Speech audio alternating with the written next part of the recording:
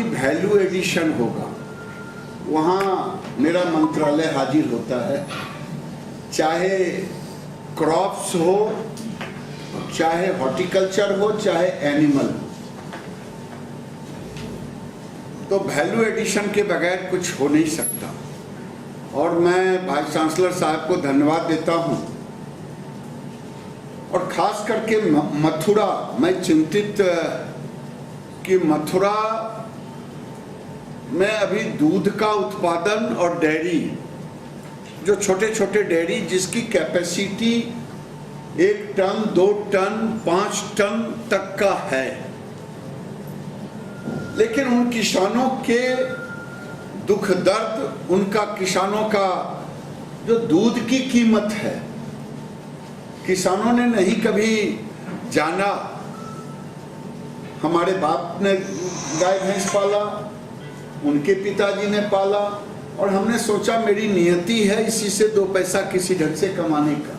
आज वीसी साहब और हम लोगों ने मिलकर के फॉडर का, जो देश में लगभग 43% की कमी है,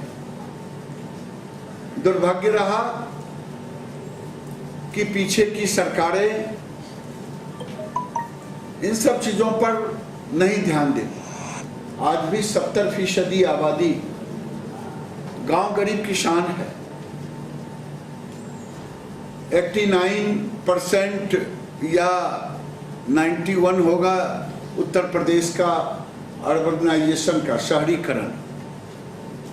तो ऐसी स्थिति में आज हम लोगों ने ग्रीन फॉडर और दूध की कीमत, प्रोडक्शन कॉस्ट आज 18 रुपया से 21 रुपया गाय का पड़ रहा है किसानों का। इस क्षेत्र में भैंस की संख्या अच्छी है, उसकी कीमत और अधिक पड़ रहा है। तो उसको कैसे कम किया जाए, आज एक बड़े प्रोजेक्ट पर, ग्रीन फॉडर पर खास करके, उसका ऐसे टेक्निकल नाम मोरिंगा है, लेकिन यहाँ के भाषा में क्या सहजन, जो सबसे बड़ी बात है कि दुनिया को थ्रेट किया है FAO, फूड एग्रीकल्चर ऑर्गेनाइजेशन, कि 2050 तक अगर आदमी का भोजन, फूड हैबिट, और लाइव स्टॉक का फूड हैबिट एक रहा तो सर्वाइवल ऑफ फिटेस्ट होगा, कि हम खाएंगे। गौ हत्या एक समस्या बनी हुई है, गौ तस्करी एक समस्या बनी हुई है। ये राज्य सरकार का दायित्व बनता है कानून का पालन करना, और ये राज्य सरकार का दायित्व है, जिसके कारण आज लगभग 7-8 महीना पहले इसी राज्य में एक बवाल हुआ और राजनीतिक उछाल आया, और राजनीतिक भाषा सरकार ने कहा। लेकिन इसी मथुरा में जब दादरी का जांच हुआ तो वो गौ, इसी कैंपस में तो गौ मांस बनाया गया, जो वर्जित है उत्तर प्रदेश के लिए। लेकिन राजनीति पूरी हुई, उसे करोड़ों रुपया दे दिया गया। तो हर चीज को वोट की नजर से नहीं देखना चाहिए, कानून की नजर से देखनी चाहिए। आज पूरे देश में मथुरा में जाना गया, लॉ एंड ऑर्डर किस ढंग से तार हुआ, SP की हत्या हो गई, और लॉ एंड ऑर्डर लेकर के एक व्यक्ति किस ढंग से आतंक मचा रखा था सरकारी संरक्षण में।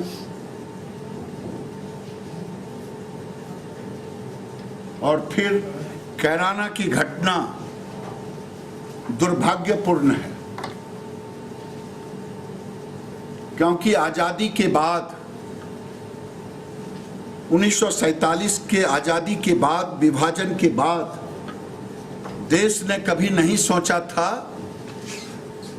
कि हमें हिंदुओं को ही पलायन करना पड़ेगा।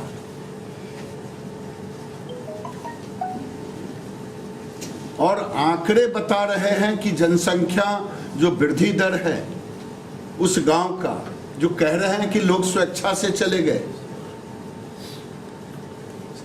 ये राजनीतिक भाषा आज देश के कई गांव कैराना गांव बनते जा रहे हैं,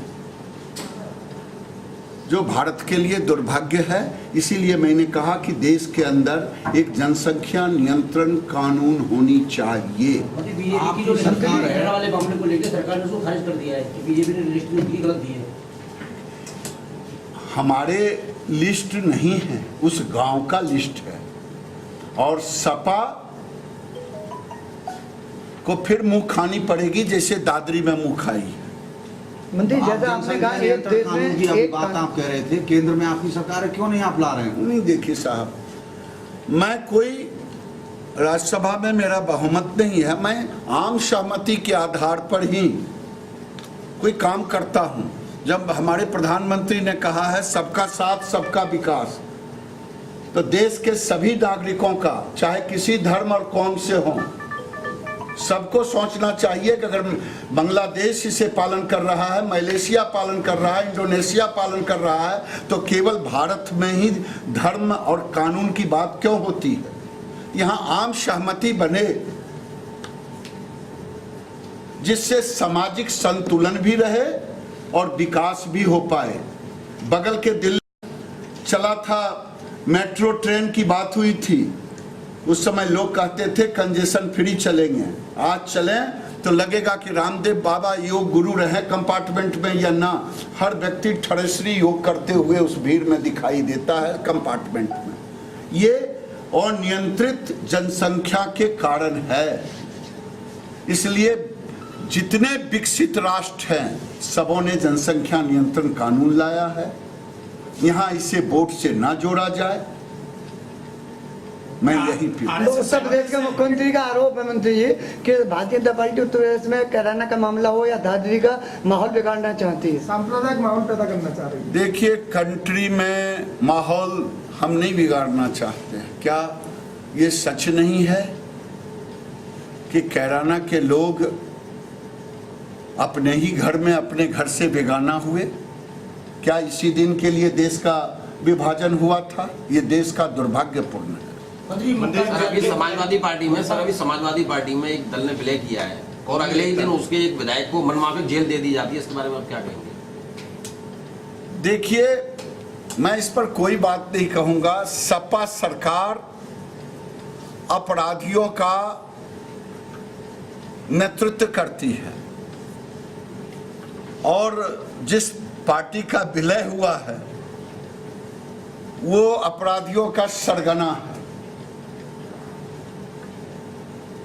राज्य की जनता बिहार की गलतियों को उत्तर प्रदेश में ना दोहराए। काला धन वापस आएगा या एक चुनावी जुमला बन के रह जाएगा? काला धन भेजने वालों से पूछें, और काला धन जाने रोकने के लिए कानून का सहारा जो अब तक हुआ है देश में, अब तक नहीं। आप चेहरा कोई प्रमोट कर रहे हैं यूपी में सीएम पद के लिए, भाजपा अभी तक चेहरा क्यों नहीं प्रमोट कर पा रही है? आप चिंता छोड़ दें चेहरा के लिए। मंत्री जी, जिस तरह से अभी 21 तारीख को योग दिवस मनाया, बिहार में योग दिवस नहीं मनाया गया? बिहार के माननीय मुख्यमंत्री जी, दुर्भाग्यपूर्ण है कि पूरे देश के हर राज्य ने मनाया, लेकिन वो नरेंद्र मोदी से लगता है उनका व्यक्तिगत चीर है, इसी कारण वो मनाने से इनकार गए। केजरीवाल और शीला दीक्षित के खिलाफ मुकदमा दर्ज हुआ, क्या कहेंगे? कानून अपना काम करेगा। सर, अभी बीजेपी बसपा छोड़ करके छोड़ दी है, मायावती को गंभीर आरोप लगाए हैं। वो सारा देश जानता है कि कौन से दुकान में टिकट बिकता है, ये सब जानता है कि उत्तर प्रदेश में एक पार्टी उसके लिए बदायूं उनका दरोगा की हत्या कर दी गई, क्या कहेंगे पूरे मामले को लेकर के? बदायूं उनका दरोगा की हत्या हो गई, समय आने दीजिए।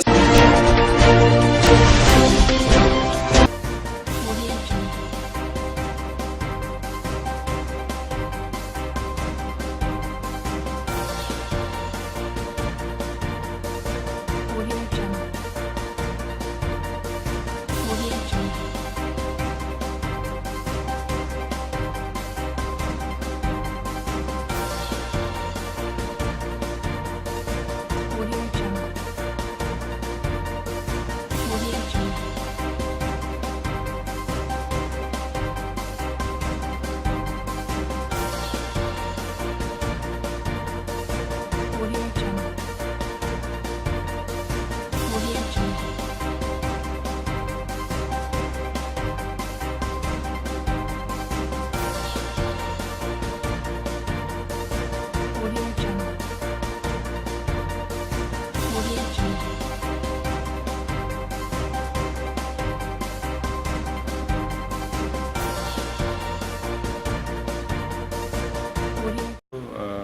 पीएसी की बदली जाती है केजीएस सुरक्षा के लिए।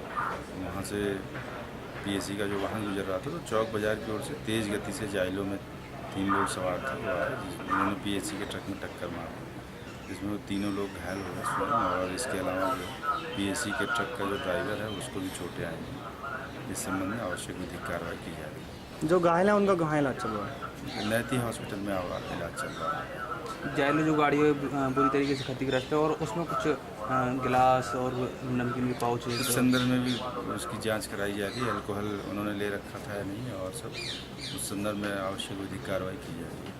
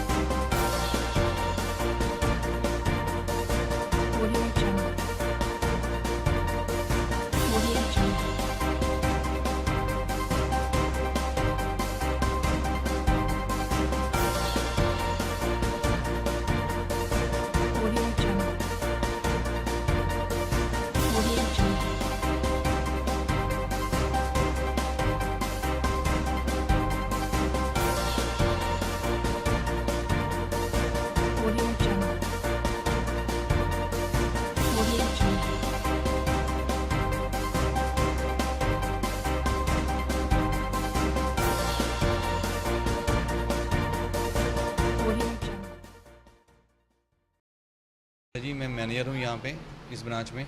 सुबह मेरे को मेरे स्टाफ मेंबर का फ़ोन आया कि भाई एटीएम जो हमारे इधर लगा हुआ है उसका शटर जो है ना ऊपर उठा हुआ है, खुला हुआ है थोड़ा सा, और उस पर ताला वो टूटा हुआ है। तो ये सुनते ही हम तुरंत भागे बैंक की तरफ कि भाई क्या हुआ है, और फिर वहाँ पे पहुँच के हमने देखा कि वो शटर जो 6-7 इंच ना ज़मीन से ऊपर उठा हुआ था। तो हमने शटर को उठाया नहीं, खुद नहीं कार्रवाई की। हमने बोला कि हम अपने सीनियर जो हमारे अथॉरिटी है उनको बताते हैं, इन्फॉर्म करते हैं, हमारे जो सिक्योरिटी मैनेजर हैं उनको बताते हैं कि ये चीज़ हुआ है, और पुलिस को भी इन्फॉर्म उसके बाद जैसे वो गाइड करेंगे हम बताएंगे कि भाई क्या करना है आगे, हम शटर को उठाएं या पुलिस ने जो कार्रवाई करी उनमें कोई रुकावट ना हो। तो फिर हमने बाद में पुलिस को भी इन्फॉर्म किया। तो फिर हमने देखा कि वो जो एटीएम है पूरी तरह से डैमेज कर दिया है, कोई गैस सिलेंडर से काट वरा के ना ऐसा हुआ। तो उसके बाद फिर क्या था कि भाई कैश लॉस कितना हुआ या क्या है उस चीज़ का तो हमें पता नहीं चला। रीज़न बीइंग कि ये जो कैश लोडिंग है ये आउटसोर्सिंग है, ये एजेंसी इसमें कैश डालती है, ठीक है, वो उनको ही पता है। तो हमने वो भी बंदे बुलाए भी कैसा है कि अब बताओ डिटेल्स भी क्या हुआ क्या नहीं। वो कहते हैं इसकी मेल आएगी हमारे हेड ऑफिस से, तो उस पर पता चलेगा भाई इसमें इतना कैश था, हमने डाला, इतना निकल गया और इतना कैश बचा था जिसका लॉस हुआ।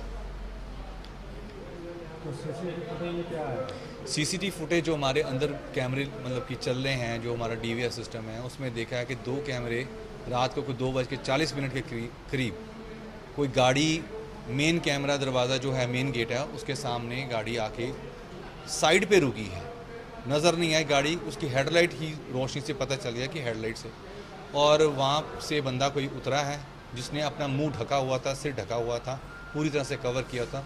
बस 1-2 सेकंड के लिए आया वो, आके उसने आते ही मेन गेट पे ऊपर जो कैमरा लगा है स्प्रे किया उसने, ताकि नज़र कुछ ना आए। उसके बाद हमने रिकॉर्डिंग में ये भी देखा है कि जो कैमरा एटीएम रूम के अंदर लगा हुआ था 5-6 मिनट के बाद वो बाहर से कोशिश करते रहे होंगे एटीएम का शटर तोड़ने की, खोलने के लिए। तो वही बंदा जब 5-6 मिनट की कोशिश के बाद शटर उसने उठाया, तोड़ने के बाद नीचे से एंटर किया, और जो एटीएम के अंदर कैमरा लगा होता है जिससे हम देख रहे थे उसने वहाँ भी स्प्रे किया। उसके बाद क्या हुआ ये हमें कुछ नहीं पता, क्योंकि हमारे पास कुछ उसका रिकॉर्डिंग नहीं। इतनी बात। सामने पंजाब नेशनल बैंक है, पंजाब नेशनल बैंक की ब्रांच के बाहर ही एटीएम लगा हुआ है पंजाब नेशनल बैंक का। आज सुबह इन्फॉर्मेशन मिली थी भी वहाँ पर जो एटीएम की लूट हुई है, जब जाकर मौके पर देखा तो गैस कटर के साथ जो है ATM टूटा हुआ था और बीच में से कैश किया हुआ था। और जो बैंक मैनेजर से स्टेटमेंट ली गई है वो उन्होंने कहा भी 2,21,000 के आसपास जो है बैंक का जो है कैश लूटा गया है। उसके रिगार्डिंग मुकदमा दर्ज रजिस्टर कर दिया है। फुटेज वगैरह चेक कर रहे हैं और जल्दी ही आइडेंटिफाई करके दोषी को गिरफ्तार कर दिया जाएगा। पहले भी वहाँ पे एक बार हो चुका है, लूट हो चुकी है, फिर भी वो बैंक मैनेजर को पहले भी लिखा हुआ है, सभी बैंक मैनेजर को लिखा हुआ है जो ATM वगैरह है गार्ड लगाए जाए, पर वो लगा नहीं रहे हैं। बाकी जो है कैमरे वगैरह लगे हैं वो उसको चेक कर रहे हैं। जिसमें किसी का आएगा केस वगैरह आएगा वो उसको आइडेंटिफाइड करके जो है दोषी को गिरफ्तार किया जाएगा।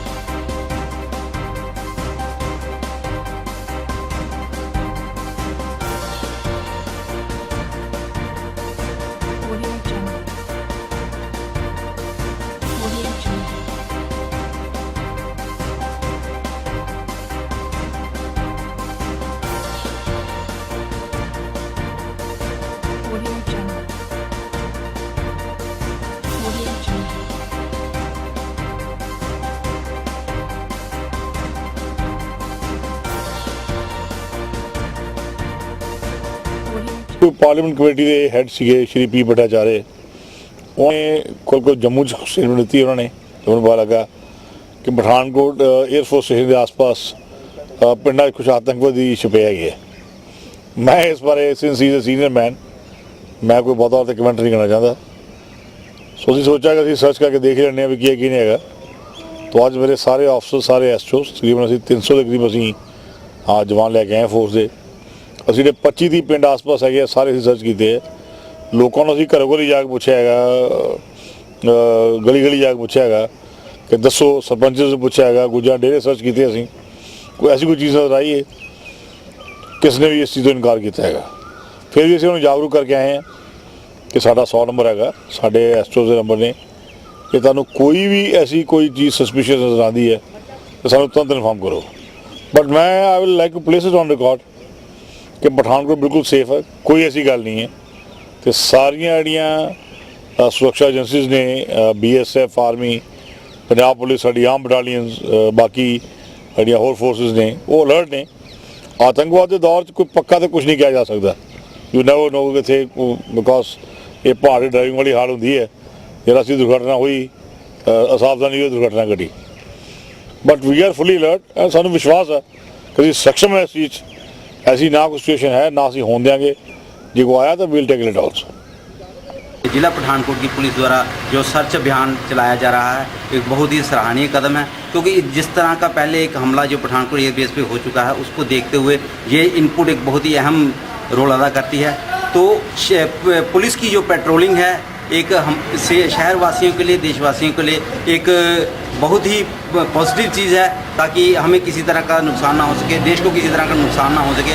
और हमें शहरवासी होने के नाते पुलिस को पूरा कोऑपरेट करना चाहिए, क्योंकि पुलिस जो है अपने जो पब्लिक एरिया है सिविलियन एरिया है उसके आसपास है कुछ पब्लिक के कुछ लोग घबराए हुए हैं, लेकिन घबराने की कोई बात नहीं है। पुलिस हमारे साथ है, इंटेलिजेंस भी हमारे साथ है।